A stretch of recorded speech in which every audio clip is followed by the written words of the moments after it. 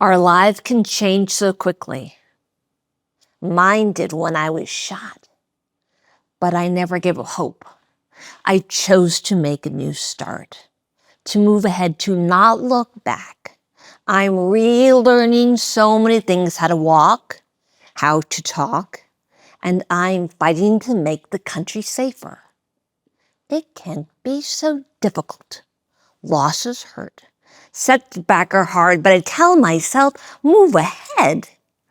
I'm finding joy in small things, riding my bike, playing the French horn, going to the gym, laughing with friends. The small things add up. We are living challenging times. We are up for the challenge. My own recovery has taken years. Many, many, many people have helped me along the way, and I learned so much. I learned when people care for each other and work together, progress is possible. A better world is possible.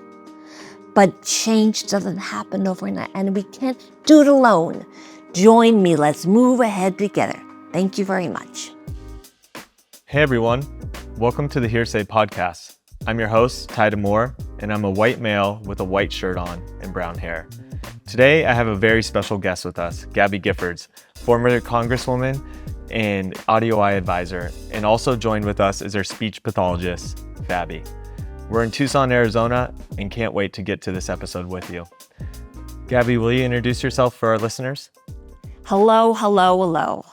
My name is Gabby Giffords. I was a U.S. Congresswoman. In 2011, I held a Congress on Your Corner event in my beautiful hometown of Tucson, Arizona. At that event, a gunman shot me and 18 others. Tragically, 6 people died. My journey of recovery has been long and difficult. Walking is really tough. Talking is really tough. But I will never, never, never give up. Thank you for this opportunity to be here with you today. And I'm Dr. Fabi Hirsch Kruse. As Ty mentioned, I'm Gabby's speech-language pathologist. And I have been working with Gabby for over 10 years now. And I just feel so honored to know her and to be able to spend time with her.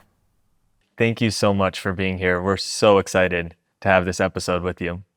You mentioned Congress on the Corner. And at the time you were a Congresswoman and you were holding an event at Safeway. What do you remember about that day? I parked my car. It was freezing cold. Pam Simon, my dear friend, lent me your mittens. What do you remember? I was actually driving on Oracle, and I was about half a mile away from Ina and Oracle, where the Safeway was. And I saw a rush of cops coming. And at that time, my mom immediately called me and said, "Are you okay?" Because I was at the store right across the street. But I just remember that day like it was yesterday. What do you remember? I too was driving, and I remember exactly. I was driving my son to karate. I remember the intersection I was at, listening to the radio, listening to NPR, and they initially announced that you had died. No way, Jose. No way.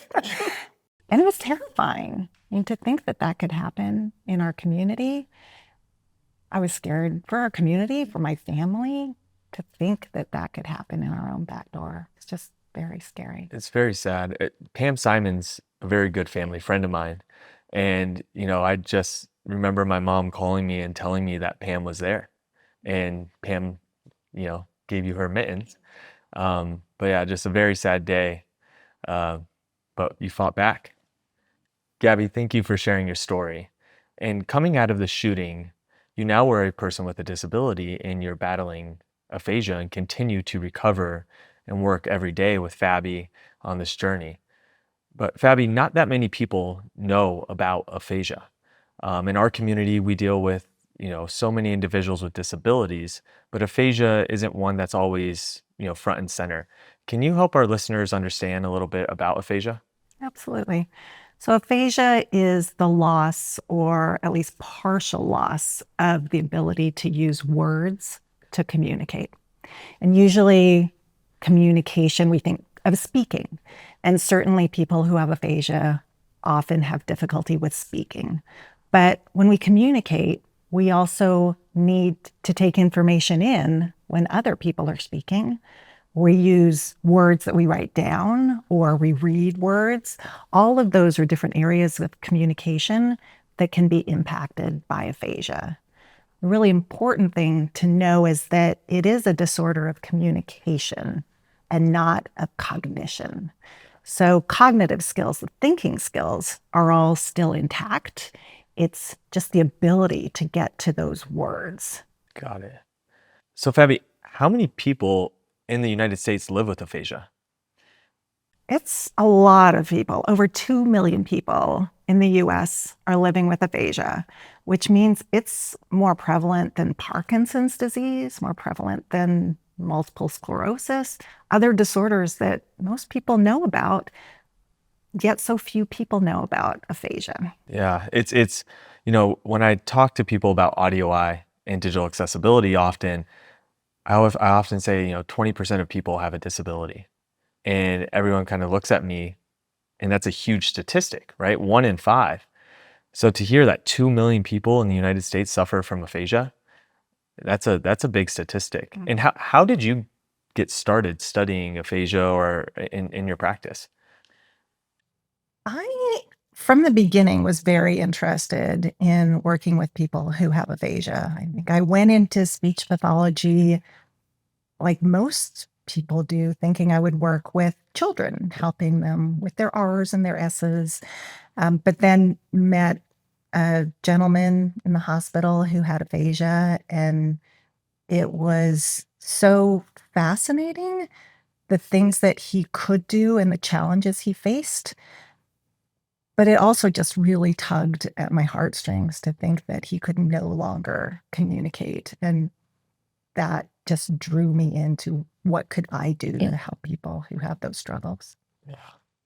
So when you're working with these patients, are you using any type of technology with them? Is it a lot of practice, like a lot of just practice one-on-one time, or what's that look like?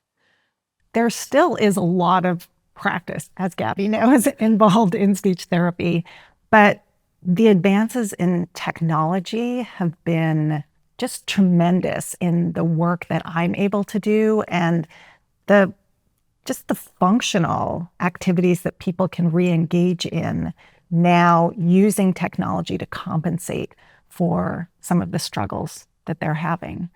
And just as an example, speech to text and text to speech functions for people who struggle to write a text or an email, to be able to use their speech to then have that, translated essentially into a text, is incredible and so valuable for so many people who are living with communication difficulties. Roadhouse, captains. Oh yeah, that's a really good point. We went to a show at a local movie theater, specifically because they were advertising that it had the captioning. And that was a really fun experience for us, because some of our group members at our aphasia center have difficulty with auditory comprehension. So when they just see a movie on a screen, they're missing a lot. At home, they can turn on the captions, but when they go to a movie theater, they often don't have that option. But more and more theaters now are providing that, which is great. That's awesome. We also, in the disability world and technology world, we use the term universal access. Because for me, if I'm watching TV, and let's say we're in bed and I'm watching TV and my wife's sleeping, I don't want to have the sound up. So I use the closed captioning to be able to watch TV. And we there's so many things that we do with technology that are developed or made for people with disabilities, but they just make the world a better place. Siri was actually designed for a person with disability, but Siri is now a tool that we all use, and we love it. Well, and one thing that we encourage our group members at the Aphasia Center, anyone really I work with who has aphasia, is to take photos on their phones during the week. And then we always start our sessions with conversation. And if you can't tell me where you've gone or who you've seen, but you can show me photos on your phone, we can have a really great conversation that is also very natural, because that's what everybody's doing, not just somebody who has a communication disorder. So it really allows us to use technology in a very natural way, but in a very facilitative way. Yeah, absolutely. And Gabby, what does aphasia mean to you personally? Aphasia really sucks. The words are there in my brain. I just can't get them out. I love to talk. I'm Gabby, and I'm so quiet now. Gabby, after the shooting, you went to Houston to recover, and then you got to return home to the great Tucson, Arizona. Were you excited to return? So excited. The mountains, the desert, the sunset, I'm home. Absolutely. And then you met Fabi. So how did you two meet? I actually got a call from Houston asking if I would interview to work with you. And I was thrilled. I, of course, had been following anything I could see in the news about your recovery. I knew that you had aphasia. That was my area of expertise. And I think, like probably anyone in Tucson, I was just looking for signs of some good coming out of that terrible day, and to know that you were recovering. And so you coming home was a big step, and I was very excited. And then to get a call to actually work with you. And I remember very well, because I came in and Mark, your husband, greeted me at the door. I went, sat down at the kitchen table, and you just marched in. Yep, absolutely. You marched right in, sat at the table across from me, took my hand, and just looked right at me very determinedly. And I just knew right away that we were going to work very well together. And we have sat at that kitchen table for many hours, many hours doing therapy. So, yeah. And what's it look like from, when you sit down and you guys go through therapy? What's that? What are you working on, and what are you guys doing? We work on a lot of different things. We work on speech production, we work on comprehension, reading, writing, a lot of different things. But if we look just at speaking, so we work on word finding. That's a struggle, right? You know what you want to say. It's hard to get to the words. So strategies to help get to the words. It. Yes. And then building words into sentences. Because contrary to what you would think, it's those little words, those pronouns, those prepositions, what we call function words or functors. Those are the hard things, but those are the things you need to make sentences. But one thing that's been really fun to work on has been speeches. So as a therapist, I shouldn't be the one saying, oh, this is what we're going to do in therapy. It should be, what do you want to do? What's meaningful to you? What's important to you? And for Gabby, it was speeches. Yeah. You were a brilliant public speaker before you were shot. You shared powerful messages, and you wanted to return to that. And so that's something that's been a really big part of our speech therapy sessions, are those public speeches. Yep. Absolutely. And Gabby, I know early in your recovery, there was only a few words that you could say. What, and chicken, chicken, chicken, chicken, chicken, chicken, chicken, chicken, chicken. So if you can imagine that it's not uncommon after a stroke or brain injury to have what we call perseverations, where there's just a word or even a non-word. At any time you try to say something, that's all that will come out. But it just strikes me that being in the hospital, you don't know what happened to you. You're in pain. And anytime you want to ask a question, you want to say anything, and the only things that will come out are what? Or chicken. That must have just been terrifying. Terrible. Yeah.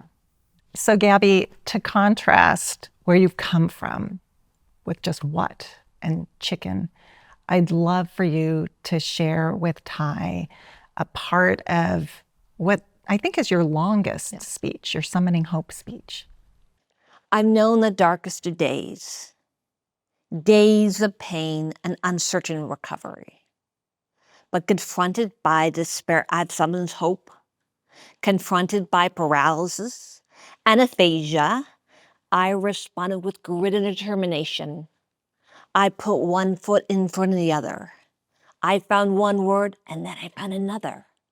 My recovery is a daily fight, but fighting makes me stronger. Words once came easily, today I struggle to speak, but I've not lost my voice. America needs all of us to speak out, even when you have to fight to find the words. Gabby, that speech was incredible. So what does the process look like to be able to deliver something like that?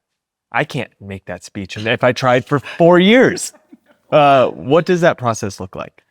I'm glad you asked, because I think people hear you give your speeches and they think that you get your speech and you go up and you can just read it and it sounds so beautiful from the get-go. And that's absolutely not the case. It is so much work. So we usually start, you get a speech from your team. Nix it. And we go at it with the Sharpies. Oh, man.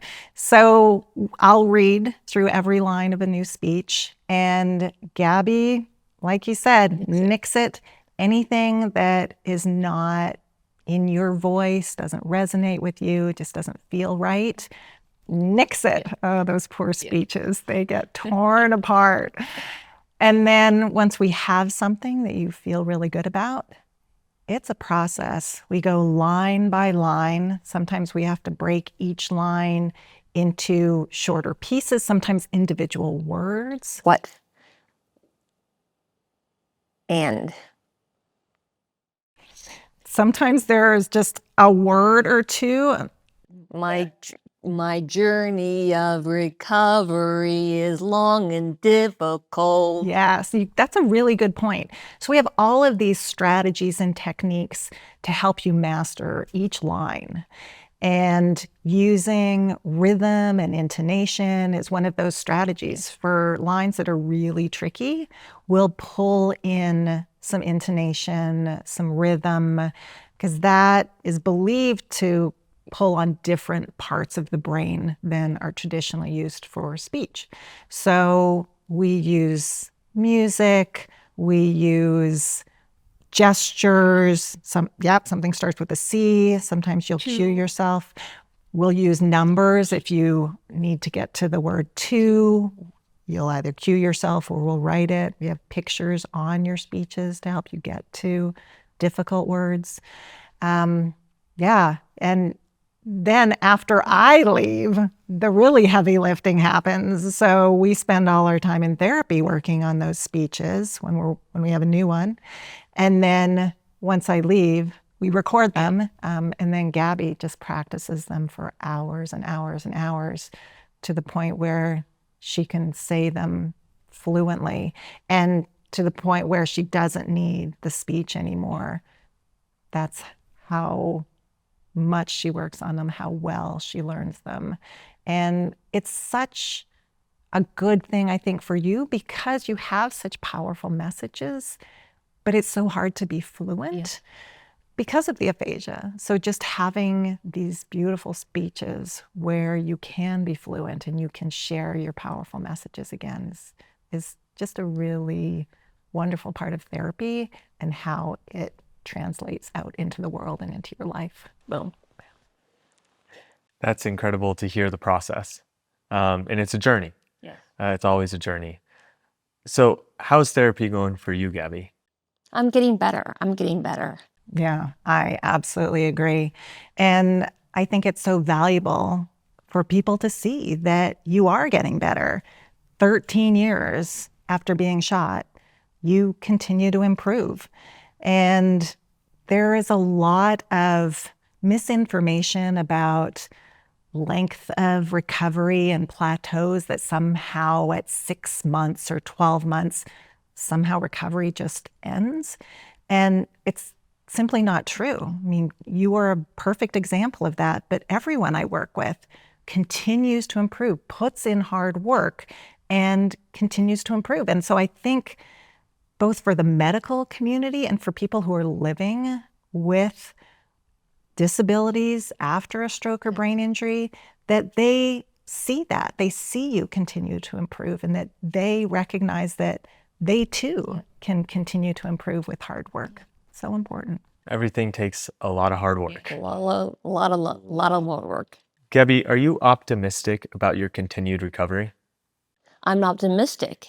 It will be a long, hard haul, but I'm optimistic. And from your side, Fabi, are you optimistic on where it's going and seeing the improvement day over day? Absolutely. Absolutely. And there are times where we shift to working on something else because your brain is consolidating things that you've worked on. So we can take some time away from that. Let's work on something over here. And then maybe we'll have a new speech, or there might be something else that comes up that in your travels is really important for you to be able to say and to be able to engage in. So we're always shifting what we're working on depending on what's important to you. And Gabby, this, it's so much hard work, and it's a journey, and it's an uphill battle sometimes. Do you ever want to give up? No way, Jose. I didn't think you would. Gabby, so we've talked a lot about work and about speech therapy, but what do you like to do? I'm so busy. A lot of Zoom calls, work, yoga twice a week, French horn, Spanish lessons, biking, the gym, pool therapy, physical therapy, PBS, and I'm traveling a lot. You are very busy. And you also mentioned the French horn. When did you start playing the French horn? I was 13 years old. And the French horn, why did you choose the French horn? Playing the French horn feels really good. I love the challenge, and the music built me up inside. Did you have to relearn how to play? Not really. It's all still there in my brain. Reading the music is hard. So Gabby, it's not some master plan to rewire your brain. No. Because music can be really important in recovery. But I think you bring up such a good point with everything you do, how busy you are, that doing things that just feel really good, that give you joy, those things are so important. And everybody, as they're working so hard in their recovery, should take time to do things that really make them feel good. Yeah. I agree with that. So, Gabby, I have to ask, what is your favorite type of music? I love lots of different types of music. Calexico, AC/DC, John Denver, I love it all. Do you like to sing? I love to sing. I heard that you also love to ride your bike. I saw it in the documentary, and I've seen you riding around Tucson before. What type of bike do you ride? I ride a recumbent trike. And how often do you ride? Every day. And you participate in a big cycling event every year, right? El Tour de Tucson! What distance do you ride in the tour? 32 miles. 32 miles? That's long. That takes a lot of practice to get there. I heard in the tour you had a very special guest riding with you for the last few years. Mark Kelly. And how do you describe your teamwork? He is my best friend. He is so funny. I love him a lot. Gabby, can I share just a really sweet story about you and Mark? I love that the documentary captures just the relationship that you two have, because it really is lovely. But I'll share one funny story. We were in the kitchen doing therapy, And Mark came in with a bag, and he put the bag down and came over, and you grabbed his head, gave him a big smooch on the top of his head, and it was, bye, bye, I'll miss you, I'll miss you. And I'm thinking he's going off on some long trip, and so he gets up and grabs his bag, and I'm like, Mark, where are you going? To the gym. He was going to the gym. And they just have this just really beautiful, funny, and just a wonderful relationship. And so I also love in the documentary when you look at Mark and you tell him to slow down. That was like one of my favorite parts in the entire documentary. Slow down, slow down. And Mark had some big news recently. How do you feel about his election to the Senate? I'm so proud of him. So proud of him. We're so proud, and he's been representing Arizona great. Yeah. So let's talk a little bit more about the Tour del Tucson. And I heard that you ride for a very special team. Friends of Aphasia.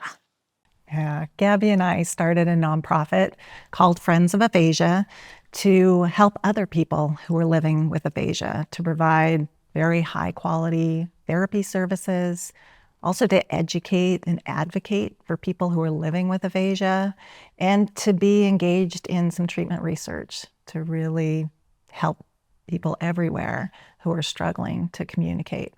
And so one of our favorite things is to ride in El Tour de Tucson. And we have the opportunities there to teach people about aphasia. We all have our jerseys on, and it's just such a fun event to be out in the community, enjoying our time out there and raising awareness. That's awesome. Yeah, it's so important that people know what aphasia is. It's only when people understand what aphasia is and how to communicate successfully that our communities will really be aphasia friendly. Yeah. And people who are living with aphasia can feel comfortable re-engaging into their communities and back into their lives. That's awesome. And just so cool that you do that. At AudioEye, we have the privilege of working with so many folks with disabilities, ranging from blind to deaf to cognitive disabilities. And as much as we help them with our technology, they also help us learn how to develop better. And we create a lot of job opportunities for people with disabilities. So that's really cool that you do that with Friends of Aphasia. In 2022, a documentary came out about your life. Gabby Giffords Won't Back Down. Why did you decide to take part in the documentary? I love the film RBG. The directors, Betsy and Julie, do a wonderful job celebrating women's lives. Strong women get things done. And Gabby, what is it like being the main subject line in a documentary? Amazing, amazing. COVID was hard. Masks, Zooms, no hugs, but the food was fantastic.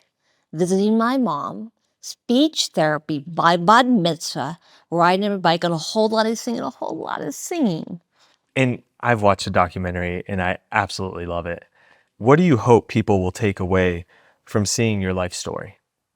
It has been really important to move ahead, to not look back. I hope others are inspired to keep moving forward no matter what. No matter what. Gabby, in 2021, you celebrated your bat mitzvah. Why was that so important to you? My dad was Jewish. I wanted to feel connected with my Jewish heritage. That's awesome that you did that. And I saw that in the documentary as well. Gabby, you've done so much, but in 2022, you were invited to the White House to receive the Presidential Medal of Freedom, the highest civilian honor in the U.S. What was it like receiving the Presidential Medal of Freedom? Perfect, perfect. Amazing, amazing, amazing. Gabby, what's your advice to people looking around their own communities and wondering what they can do to make a difference? Be a leader. Set an example. Be passionate. Be courageous. Be your best. I love that you said be courageous, because I think you are such an incredible model of courage. I go to events with you. I mean, most people don't like getting up on a stage to speak in front of thousands of people. But despite your aphasia and the fact that words might not come, you put yourself out there, you get up on the stage. But when you're not on the stage, you engage with everybody at events. Someone will be by themselves in a corner, and you'll always approach them and just be so open and just embrace who they are. And it's so hard because you don't know if the right words will come out, but you never shy away from it.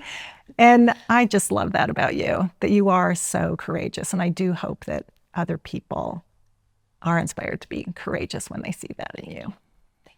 I agree. And Gabby, when you look at your recovery process, is this a process of discovering a new Gabby Giffords or a fight to reclaim the old Gabby Giffords?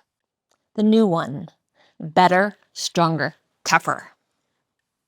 I love that. I love that. Gabby, it's been 13 years since you've been shot. What have you learned from the experiences over those years? Be grateful for friends and family, and to live every day to the fullest. Every single day to the fullest. Life's a celebration. I love that. Gabby, I have one final question for you. It's hard for you to talk. It's hard for you to walk. And every single day, you're fighting this journey and you're getting better. And you do it with this positive, infectious attitude. It gives me chills, even talking about it. What keeps you going? I want to make the world a better place. Gabby and Fabi, thank you so much for coming and sitting down with us on the HearSay podcast. It's been a pleasure to talk and to get to know a little bit more about Friends of Aphasia and what it looks like in the day in the life of Gabby Giffords. We're so honored to have you on our advisory board here at AudioEye, and we are so lucky. And thank you so much for being an inspiration to the world, Gabby. Thank you. Thank you. Thank you. HearSay is produced by Sojin Rank, Mike Barton, and Sean Bradley, and edited by Grant Lemons.